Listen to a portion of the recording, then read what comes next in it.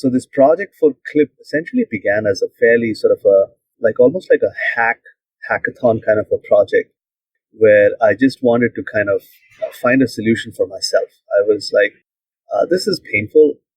I only need assist for a small percentage of this ride. I don't need the assist all the way through. I mean, of course, e-bikes were the obvious kind of go-to solution. So a typical e-bike is an over-engineered solution for this problem, right? Like, you don't need a giant battery for 3 to 6 mile commute.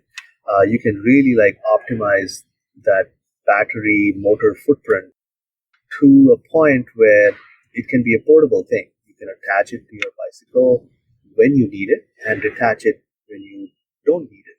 And that was kind of the beginning, sort of the seed idea for Clip. So this is yet another interesting entrepreneurial story coming your way. A classic one where finding a solution to your personal problem leads to building a brand and a business. Stay tuned, this is going to be fun.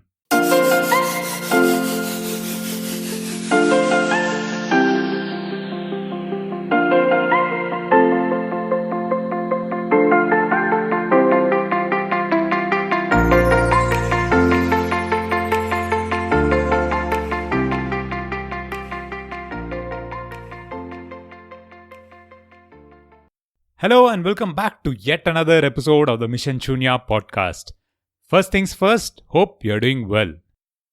A lot of wishes are coming my way as we approach 100 episodes. If you are one among them who wrote a review on iTunes or sent your wishes to missionshunya@gmail.com, thank you very much.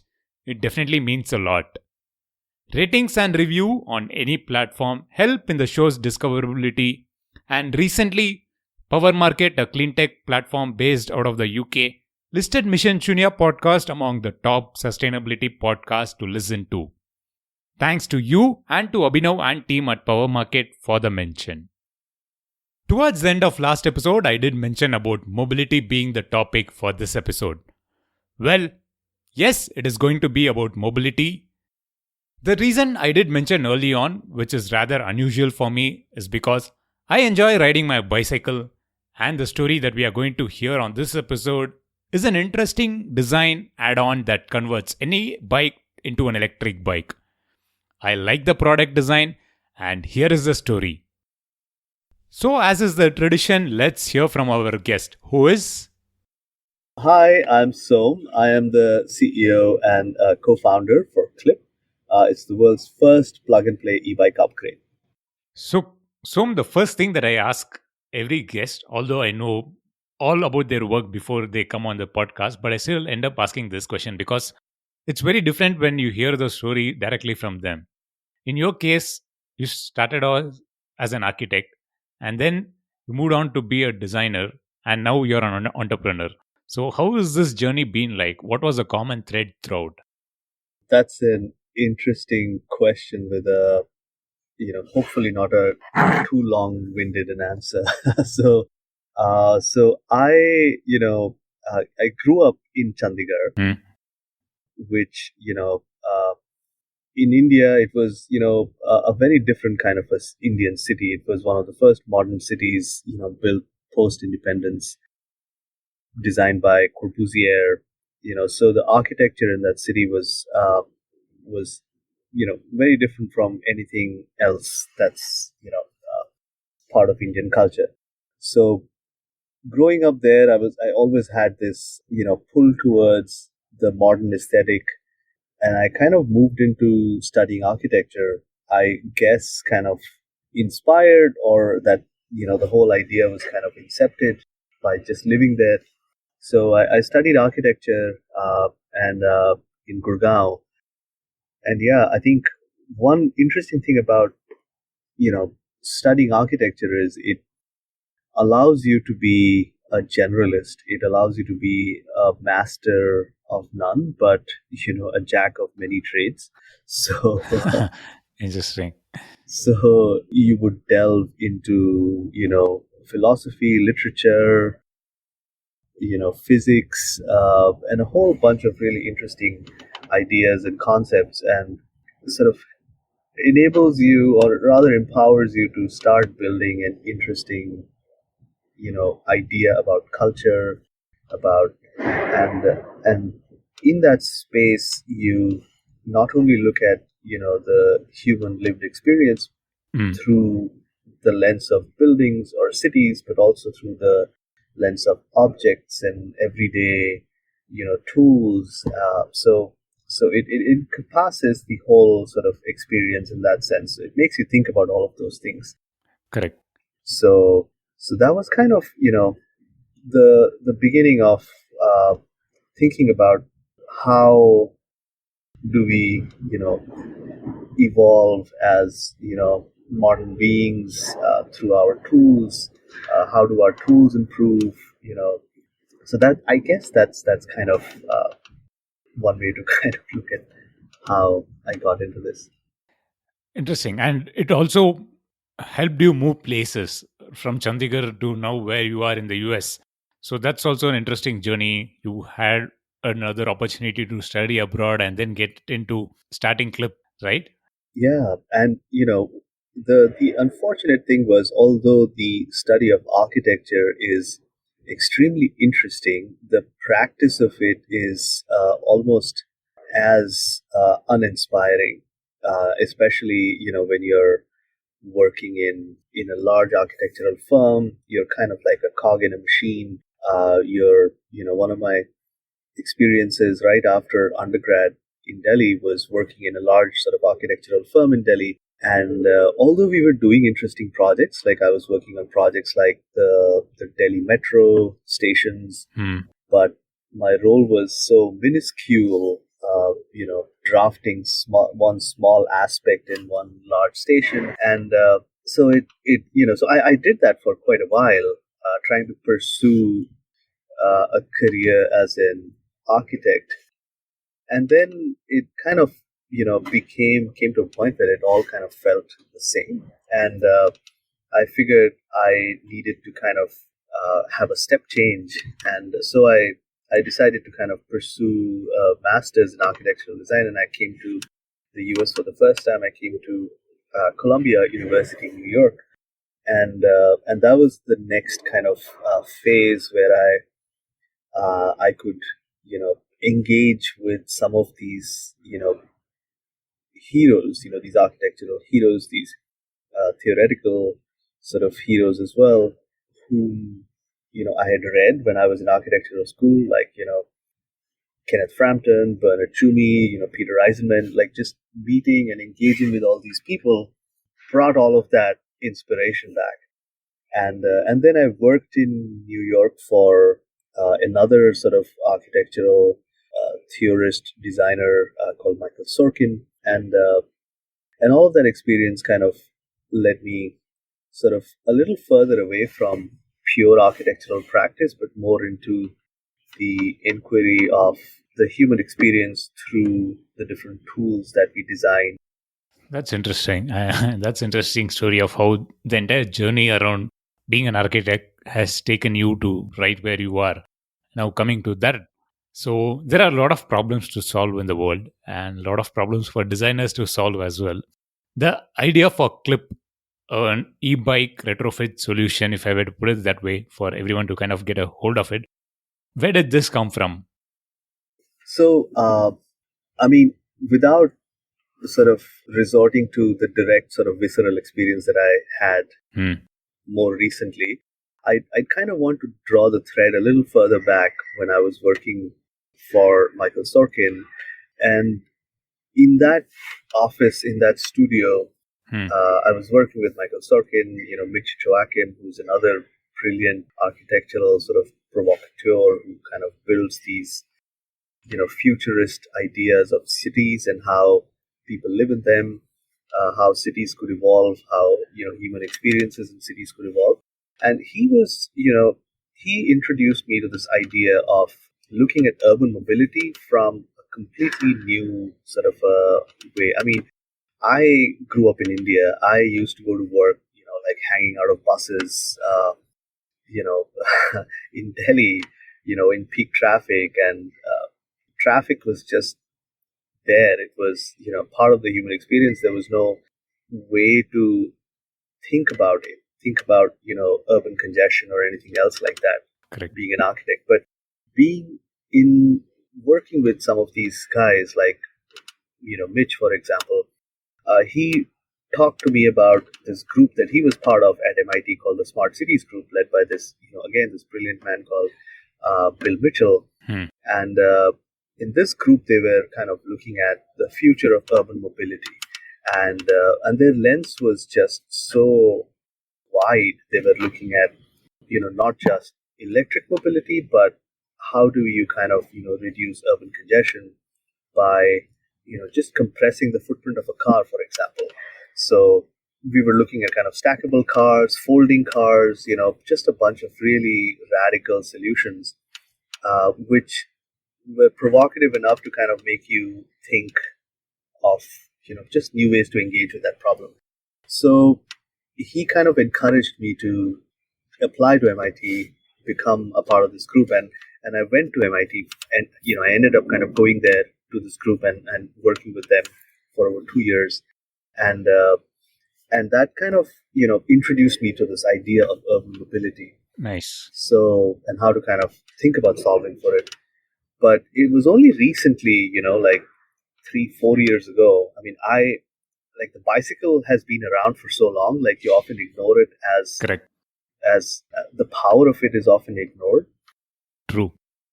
It's a brilliant machine. It is the most efficient kind of transfer of human energy into locomotion. It is, it's perfect.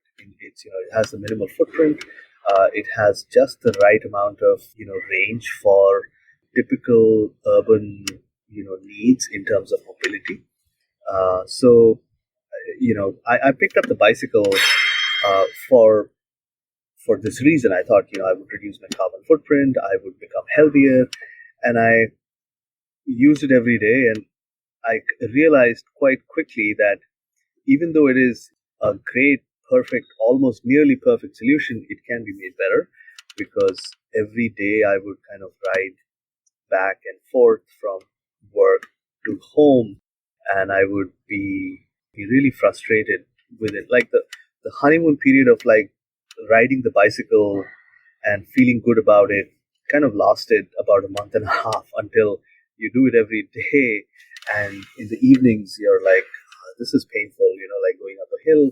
So this project for Clip essentially began as a fairly sort of almost like a hackathon kind of a project, where I just wanted to kind of find a solution for myself. I was like, this is painful. I only need assist for a small percentage of this ride. I don't need the assist all the way through. Correct. I mean, of course, e-bikes were the obvious kind of go-to solution. But, from all of my experience working at the Smart Cities Lab, knowing all the data around urban mobility, that around 50 to 60% of all urban passenger commutes are, between 3 to 6 miles. So a typical e-bike is an over-engineered solution for this problem, right? Like, you don't need a giant battery for, 3 to 6 mile commute. You can really like optimize that battery motor footprint to a point where it can be a portable thing. You can attach it to your bicycle when you need it and detach it when you don't need it. And that was kind of the beginning, sort of the seed idea for Clip. No, that's true. And especially I kind of resonate with how you felt. But especially if your terrain has a lot of ups and downs and you want to do it daily, e-bikes have definitely got really popular just because of that, because you just need a short kick for a stress-free ride, for that matter. But interestingly, you didn't go the traditional route and you went in a unique way where you said, like, a lot of bikes are going to be normal bikes. We should just need to give them an option where they just use it as a retrofit, but they can take it back. So that is a very good design. I'm sure a lot of people, when they see the artworks for this episode, will realize the design is really very unique. So how did that design come about? Like, how long did you take to get to refine that particular design? You have the motor, you have the battery, everything packed into it.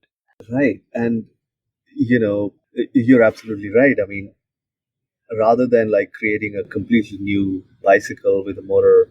Uh, the clear idea was, there are about like a billion bicycles that already exist in this world. So how can we design something which is really a plug and play solution, right? So the idea kind of began from there. Like it had to be plug and play. It couldn't be something where you had to kind of fiddle around with your tools and like attach a pre-install. Like it had to be something where I could use it on one bike, and then if I wanted to go to another city, I could carry this thing with me and use it on the shared bike in that city. Correct. So when that was the conceptual kind of origin, I thought about like the different drivetrains that I could possibly use, right? So typically an e-bike, you could drive through three essential, uh, ways. You could have a hub motor, which is inside the wheel. You could have, a mid drive, which is, a crank, a motor, which is part of the crank. And then thirdly, you could have this really interesting solution, which, was, I think, which originated first. I think the idea came about in the 1800s, actually, just around the time after the bicycle came about. And it was a friction drive concept where you would essentially have a roller driving one of the wheels of your bicycle. And the French did it super successfully with the Velosolics, which was an extremely popular solution from the 1940s to the 80s. They sold about 8 million units worldwide. Just a beautifully designed machine. It had a small internal combustion engine in the front with a roller, aluminium roller, and it would drive the front wheel. And that was, I knew that if it had to be a plug and play thing, if something had to be fully detachable from the main unit, this was the drive principle that I had to kind of go to. So, and then when I started thinking about, if I'm going to put it on this bicycle, if it has to be like a friction drive roller, should I put it on the front wheel? Should I put it on the back wheel? Right? Correct. And then so plug and play was the first axis. The other axis was compatibility. I wanted this to be compatible with 90% of the bikes that are in the world, right? So now most bicycles, commuter bicycles. Now I'm not talking about uh, sort of off road, kind of sort of BMX kind of bicycles, but I'm talking about commuter bicycles, the kind that you see the Dutch use every day, or the bicycles in India, or the regular sort of everyday bicycle. So they all need to have fenders. They all need to have bike racks in the back. And also, if you look at shared bikes, the rear wheel is all completely sort of covered. There is no exposure there. So, which is why the decision became to put it on the front. And then it kind of went from there. Okay, how do we attach it to the front in a way that is elegant, which has symmetrically kind of weighted. So then we kind of that whole idea kind of originated like this. And then it took me about 2 months, 2.5 months to build the first proof of concept, which was a super hacky concept. I can send you a photo of it. It looks really hacky, but it worked. It was a good proof of concept. I knew that the kind of power that I was going to use, the kind of battery and the motor that I was going to use, it would be enough. It would be just optimal for a single rider for a distance of 8 to 15 miles. Interesting. Now, what has the initial response been like? I know that the product is not officially out, but you have done a lot of test rides, if I were to put it that way, and you have sold it to a lot of early adopters in the market. So, how is the feedback like? The feedback has been surprisingly exciting. Wonderful. Which is really great to see. Mainly because we have not done any marketing. We're a young startup, and as a CEO, my focus is not on marketing. Has not been on marketing for the past year. It has mostly, my goal is to kind of focus on unit economics. How do I make this thing in a way that is scalable, that can be sold at a price point which is affordable to every person who wants to use their bicycle more. It has to be a no-brainer in terms of the unit economics. So because we are kind of looking at, or rather because we didn't do any marketing, all of our kind of, awareness around Clip has happened through just publications who have been very excited about this new device that, it's the world's first plug and play e-bike upgrade. Nothing like this existed before or exists even now. Correct. So, so we were on Time Magazine. We were one of the first, we were one of the 100 best inventions of the year. We were on Fast Company. We were on, a national show called Innovation Nation, Ford's Innovation Nation, on the network called CBS in the US. We've also been on Japanese television, which is kind of interesting. Nice. So the response is great. We have about 1,500 pre-orders that we've received over the past year and a half, and right now, we've shipped 200 units. People have been using it. We've clocked, over 8,000 miles across these units over the past year, and the response is great, and we are kind of getting ready to scale this year.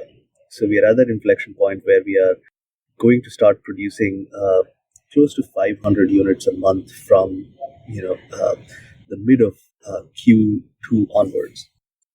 That's wonderful. Now, you did mention about this being noticed in a lot of different markets, different regions. And I think that also coincided with the post-pandemic boom for e-bikes. Now, from a business point of view, I have to ask you about the market. We did see e-bikes having a good market in the pandemic and post-pandemic times when people kind of really wanted to use that rather than avoid getting into a train or any shared transportation involving a lot of people. Now, with the post-pandemic shift, what's your view on how this is going to shape up? So, there are two sort of indicators. One, of course, the boom. I mean, people try to hype up, and they have kind of hyped up booms in the past. I think the oil crisis in the 60s was the boom which everybody had hyped up, and everybody was buying bicycles in the US at that time. Correct. In the 60s, when that oil crisis happened, there was a massive boom in the US. Worldwide, there was a massive boom in bicycling. Certain countries, adopted it in their policies, especially the Dutch. I mean, if you look at urban planning in the Netherlands pre, 1960s, pre 1950s, it was all the automobile. I mean, they were not bicycling like this before. So the fact that policy helped bring that into mainstream, turned the tide for bicycling in Europe at the time. But it went the opposite way in the US, unfortunately, during that time.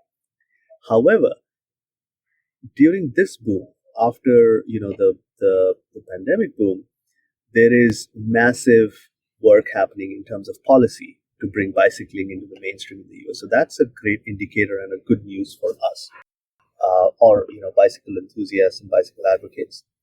But the other thing is, the market it's kind of plateaued a little bit because obviously there was a boom, there was a spike during that time, but there is strong growth in the market.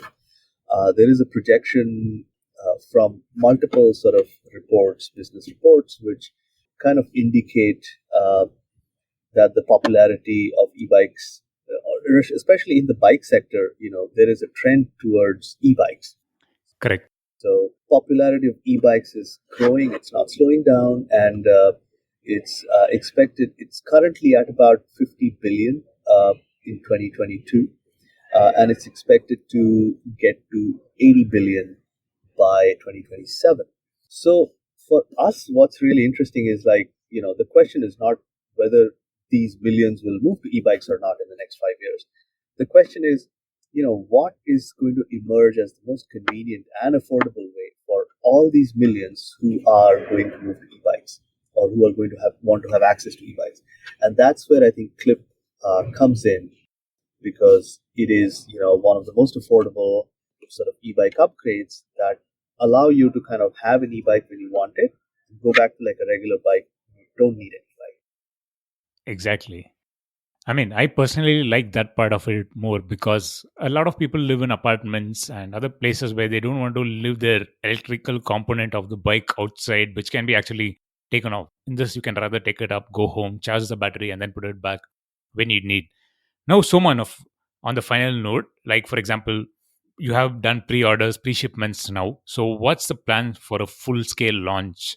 And I assume your initial market will be in the US, but of course, this is a global product. Europe has a big market for electric bikes in general. You did mention about the Dutch being a big market. So, what's the plan like for Clip in the next few years? Yeah, I think that's exactly a great question. I mean, that's exactly what we're kind of working on. So, we are. I mean, one thing I don't know if you know, but we are building these units in India. Interesting. Our manufacturing is set up in Coimbatore in India. Now currently we're selling it in the US. So our goal for this year is North America. We are going to, I mean, Europe is just such an exciting market for us because there is such a high density of bicycles. The bicycle Correct. culture is way more advanced and sophisticated. If you go to Amsterdam, people don't really like typical e-bikes because they already have hundreds, thousands of these regular bicycles that they use every day. So Clip is a great sort of like an upgrade for those bikes which already exist, because it makes their life a little bit easier without having to spend all of that money in buying a completely new e-bike, which is also way too fast for bike lanes, for example. So Europe is very exciting for us. We are working on a variant for India and emerging economies, because currently, even at a price point of $550, it's not a price point that is ideal for India. So we're working on a variant which we are going to design specifically for India, for Africa. So that's in the works. And then, we are also very interested in deploying our solution for bike share networks. Nice. And bike share networks are really interesting to us because, if you look at sort of traditional bike shares that have, sort of gained sort of popularity, there is always a push to kind of upgrade those bicycles to e-bikes. Correct. And like typical sort of robust shareable e-bikes are just way expensive for all of these bike share companies. Like large bike share companies can do it, but smaller sort of tier 2 cities, it's just a very large kind of capital expense which they basically just pass on to their consumers. True. So with Clip, we are sort of very excited because we can provide the same functionality at a fraction of the cost, which also enables the bike share networks to have the same benefits of an e-bike. So an e-bike typically gets 3 times more ridership than a regular, legacy bike in a bike share network. Correct. So they can kind of boost their ridership at a fraction of the cost. And we've kind of already signed POs with 2 sort of bike share networks in this country, in New York. So we are kind of excited about that as well. So we are going to run some pilots, and as we build on those pilots, and we'll kind of extend that to other bike share networks as well. That's wonderful. A lot of opportunities, definitely.